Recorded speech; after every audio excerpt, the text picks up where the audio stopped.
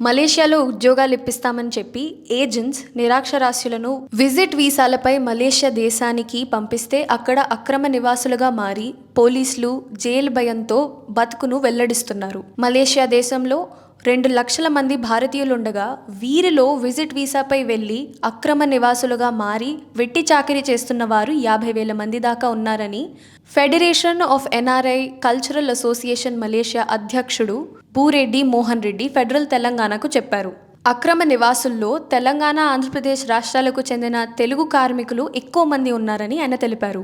Visit వీసాపై వెళ్లి అక్రమ నివాసులుగా మారడంతో దిక్కులేక పోలీసులు జైలు భయంతో వారు మారుమూల అడవుల్లోని షెడ్లలో తలదాచుకుంటూ అక్కడి తోటల్లో వెట్టి చాకిరీ చేస్తున్నారు.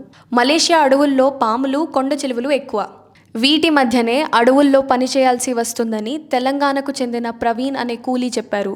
వేలాది మంది నిరుద్యోగులు ఏజెంట్ల మోసాల బారిన పడి మలేషియాకు విజిట్ వీసాపై వెళ్లి అక్కడి రబ్బర్ తోటల్లో, హోటళ్లలో వెట్టి చాకిరీ చేస్తున్నారని ఆయన ఆవేదనగా చెప్పారు.